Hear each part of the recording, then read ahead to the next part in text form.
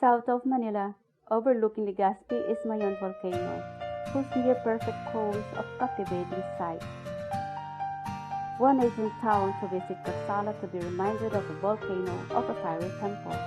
Mayon's eruption in 1854 buried the town in volcanic ash, but the volcano's fire could not shake the people's faith. To this day, the rugged church keep watcher to its peaceful town. During the Christmas holidays, the town raises up with the pastor's bells, the celebration of Christ's birth. This is just one of the many fiestas that brighten the religious calendar the year round.